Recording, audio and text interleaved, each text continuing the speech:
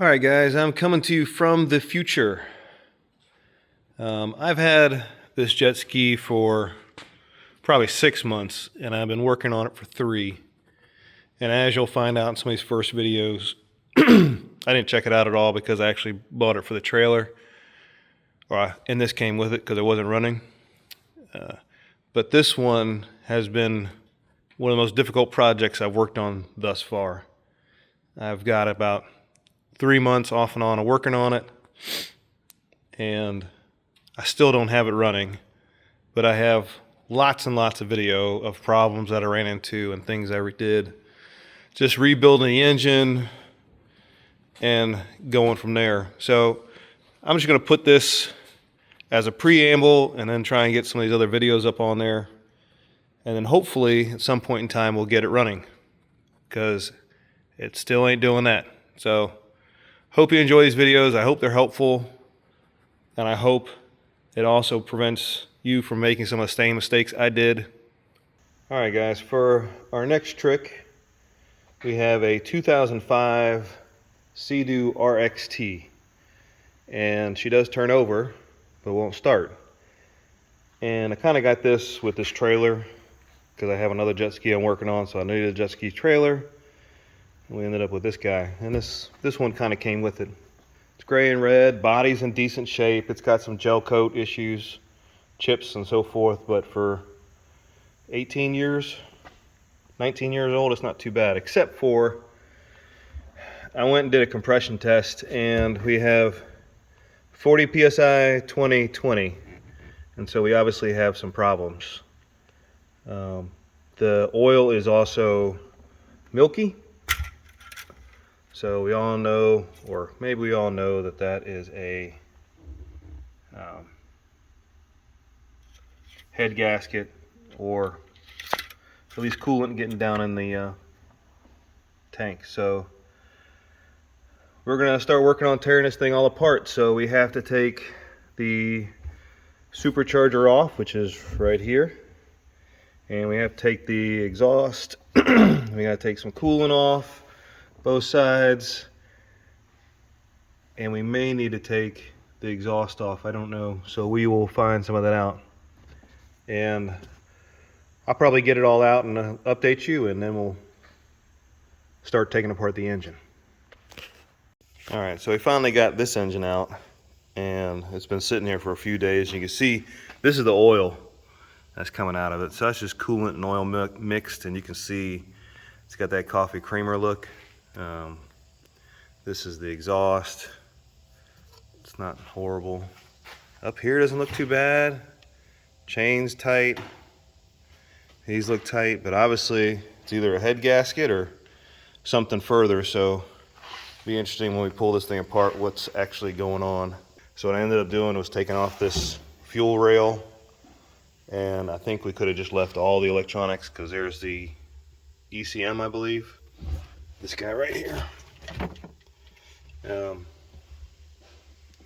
But for the most part, you have to take off the injection, and the exhaust you can leave on to get it out. Alright guys, we got the engine all apart here. You can tell it had water in it from the coolant. Not sure how well you can see some of these. There are some lines in here, but they are mostly just some rust lines. They're not even all that bad, because this engine was turning over. Obviously not good, but not horrible. Now we have this right here, and there's some wear on the crankshaft. Really not bad. I can't feel it. I'm going to go over it again much closer. The bearings were kind of worn. Here's your head. You can see it was all rusted just from the thing, but that'll be cleaned up. We'll just do some lapping and some wire brush, clean them up a little bit, and be all right. Now, I didn't think about it, but I already put the pistons in a sonic cleaner, and the reason we didn't have any compression is because those rings were just rusted solid in there, no free play, and didn't even feel like they were really even touching. Didn't have any expansion outside the piston head itself, so there wasn't any sealing in the cylinder. So that explains our low compression. I honestly do not know where the coolant leak was at. The head gasket looked okay. I didn't see any problems with that. I got it right here. Well, it's a mess because I got all this coolant oil mixture in there. Something was leaking, so I'll go back through some of these systems, but I don't really see anything, and if it's nothing else, I have to assume it's the head gasket. Like I said, I mean, it doesn't look bad on here. I don't see any cracks anywhere, and it does look fine here as well. So we'll just go for the rebuild, and I'll double check like the pump and all those kind of gaskets. I'll probably redo them just to make sure, because I sure don't want to be pulling this sucker out again. On the bright side, in the oil and on the bottom magnets that are down on the bottom of the case here, no shards. In the oil filter, no shards, no metal pieces at all. So we don't have any shavings of anything worn out or broken. We do have the bearings here, and they're not bad. There were some worn spots. The balance crankshaft looks okay. So we really just got a lot of cleaning to do to clean up all this bad oil and get some new bearings. For this guy, I got to find the measurements and where those are. And I'll probably go with new pistons and new rings and probably new connecting arms, because one or two of the connecting arms were kind of rough down here. And that could have been just from running it with the mixture of oil, so coolant and oil. So we'll see how that goes. Next stop, parts. All right, guys, so wanted to show you this again. Just looking back in these cylinders, you can see there's a little ridge on that one, and I can't really feel it. I'm sure I probably could with my nail. And then on this one, but it's not bad. I mean, obviously some rust in there, but not bad. The bearing channels are all good. I don't feel anything in those. On the bottom of the case, you know, they all feel really good too. Nothing with the finger or with the nail. Bearings I'm going to replace. I think those are a little rough. Crankshaft, I think he's good as well. Here are the connecting rods, and you can see I don't feel anything there. They do feel a little rough in all three of them. So they feel good. They just don't look great. But the pistons, I had this sitting in a sonic cleaner for an hour and a half under heat, and it's still not even budging. Probably needs some transmission fluid and acetone. May see that would clean it up, but these guys don't look horrible. I might look and see how much they cost. This one's pretty rough, but I could clean him up with a wire brush. I think that's mostly just surface. So I'll probably look and see how those go. And then on the bottom of these guys, you can see they look a little rough, like some wear happened, but I can't feel anything.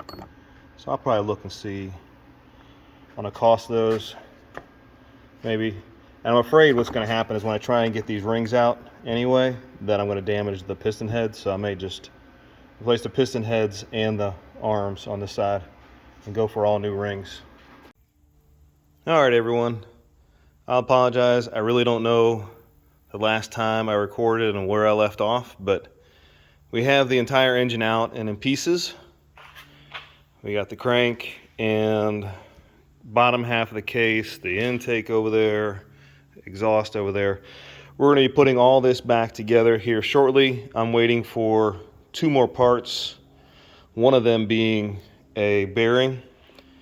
I did measure the crankshaft and I measured the springs for the valves and each of the valves, and all those are within tolerance.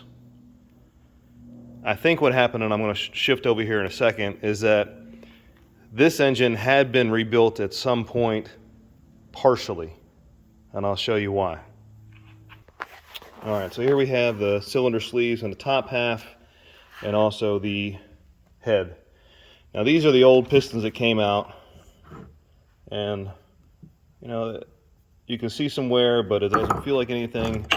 I've also cleaned these up a little bit now. That's the worst one, But you can see there's no damage on any of these heads. This one is rusted out because it had coolant and water in it for a year without running. And the piston rings are all locked up in there. I'll throw a picture up before I had this machined, so I had it resurfaced.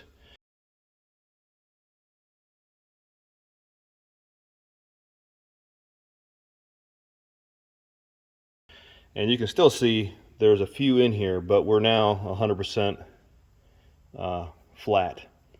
And when I first took it in, the guy, and this guy works on racing engines and a bunch of other stuff. It's Will's Automotive Machine Shop in Chamblee inside Atlanta. So if you need something, they were really great. I tried them out. He thought it might have been porcelain from a spark plug, but when they resurfaced, I talked to the guy, it actually had some rings shoved in there. And he could tell because it had a different color when he was cutting through it and a little bit different sound. So rings had definitely caused this damage, not porcelain, or maybe both. There is no damage on the pistons themselves, even though it looks really bad. But nothing like what these head shows. And the other part is that these pistons are actually an oversized one, which is another one that I ordered. Don't know if you can see that number, but these are 100.19 millimeter, and the original ones that went in there are like 99.1 or something to that effect, real close. And there's also no damage in the sleeves. Now I did have them hone these out, and it does have some discoloration, but you can't feel anything in there at all. And so now so these cylinders were obviously fixed. The head never was, and the pistons were replaced. So the pistons and the cylinder sleeves were fixed from a ring failure. Those were replaced. The cylinder head was not, and caused our head gasket leak and got coolant in the oil. Then it sat for a year, and it wouldn't even run because the rings were all wedged into the piston, and it had no compression because we had like 20, 30, or 40 PSI on compression. So now that we have all the parts, well, except for two that are coming in a day or two, we'll start putting this bad boy together, and I'll try and get a more detailed video of that. Taking it apart is the easy part. Just look for the next screw.